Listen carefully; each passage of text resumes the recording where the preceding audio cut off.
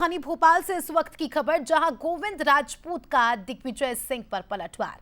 गोविंद सिंह राजपूत ने कहा कि बात निकलेगी तो दूर तलक जाएगी। ये सुन लीजिए, जिनके घर शीशे के होते हैं वो दूसरों के घर पर पत्थर नहीं मारते। कांग्रेस सरकार के समय उमंग सिंघार ने क्या आरोप लगाए थे, दिग्विजय पर सिंघार ने क्या आरोप लगाए थे, ये यूट्यूब पर है। आरटीओ घोटाले को लेकर दिग्विजय ने लिया था गोविंद राजपूत का नाम और उसके बाद गोविंद राजपूत का भी पलटवार। और उन्होंने कहा है कि देखिए, जिनके घर शीशे के होते हैं वो दूसरों के घर पर पत्थर नहीं मारते। और अब अगर आपने बात निकाल दी है तो बात निकली है तो वो दूर तलक जाएगी। दरअसल दिग्विजय सिंह ने कहा था कि सिंधिया ने गोविंद राजपूत को परिवहन मंत्री बनवाने के लिए दबाव डाला था। और दिग्विजय का ये बयान काफी ज्यादा सुर्खियों में, जो मामला सामने आया है आरटीओ घोटाले का। इसका बैकग्राउंड थोड़ा मैं बता दूं। जब कमलनाथ जी की सरकार बनी थी तो इतना दबाव था मुख्यमंत्री, तत्कालीन मुख्यमंत्री कमलनाथ जी पर कि परिवहन और राजस्व विभाग श्री गोविंद सिंह राजपूत को दिया जाए। अब क्यों था ये तो सिंधिया जी बताएंगे या और कोई बताएगा, लेकिन दबाव जरूर था। और चूंकि इसमें बड़ा भ्रष्टाचार का एक माहौल रहता है, इसलिए कमलनाथ जी ने एक बोर्ड गठित कर दिया था कि बोर्ड ही फैसला करेगा कौन कहां की पोस्टिंग होगी। लेकिन जैसे ही सरकार गिर के और शिवराज सिंह जी मुख्यमंत्री फिर से बने तो मेरी जो जानकारी है, सिंधिया जी ने दबाव डालकर बोर्ड भंग करवा दिया और पूरा अधिकार परिवहन मंत्री जी तत्कालीन गोविंद सिंह राजपूत जी को सौंप दिया। दिग्विजय सिंह जी की पत्रकार वार्ता को कोई गंभीरता से नहीं लेता।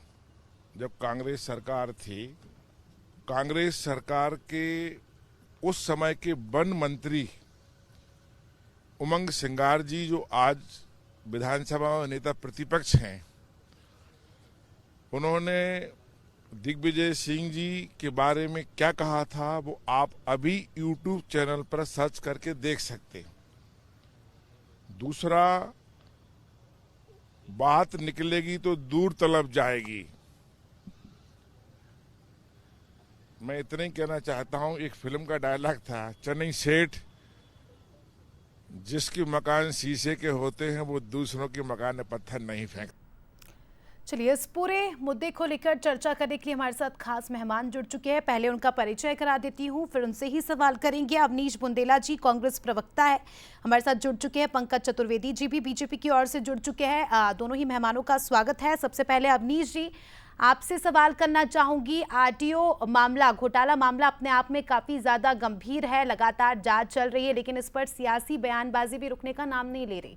दिग्विजय सिंह जो है शुरुआत करते हैं और सीधे तौर पर गोविंद सिंह राजपूत को वो घेरे में लेते हैं। अब गोविंद सिंह राजपूत का भी बयान सामने आया, वो कह रहे हैं कि जिनके घर शीशे के होते हैं वो दूसरों के घर पर पत्थर नहीं फेंकते। क्या कुछ कहेंगे सर? देखिए, हमें नहीं मालूम गोविंद सिंह राजपूत के घर शीशे के हैं काहे के, लेकिन हम तो इतना जानते हैं कि गोविंद सिंह राजपूत वो व्यक्ति है कि जिनके लिए परिवहन मंत्रालय दिलवाने के लिए सिंधिया जी ने लड़ाई की।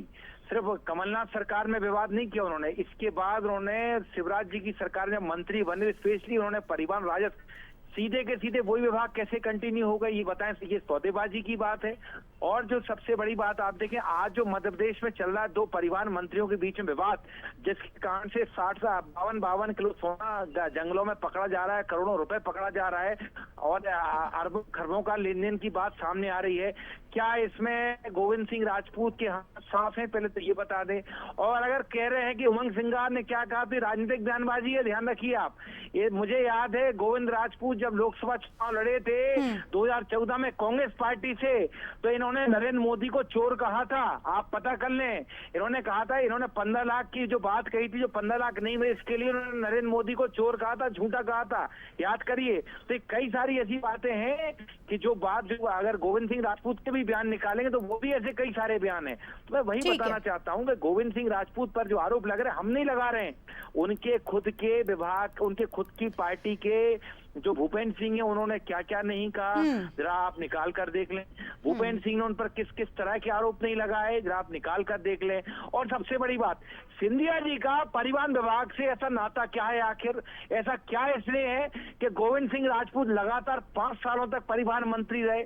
मतलब सरकार कमलनाथ की हो चाहे शिवराज की, परिवहन मंत्री गोविंद सिंह राजपूत ही रहेंगे। पंकज जी, जवाब चाहूंगी आपसे। मुझे ऐसा लगता है ये पूरा मुद्दा जो है, इसके सेंटर में अब गोविंद सिंह राजपूत का नाम बार बार आ रहा है, ऐसा क्यों? जवाब दीजिएगा। देखिए, 2-3 चीजें स्मिता जी। सबसे पहले तो 2003 से भारतीय जनता पार्टी की सरकार है और अब 2024 में आ गए, बल्कि 25 की तरफ है हम कुछ दिन बाद। और इन 22-23 सालों में कांग्रेस पार्टी कोई भ्रष्टाचार के विषय कांग्रेस पार्टी जैसी बातें करती है उससे तो सत्यापित नहीं कर पाई।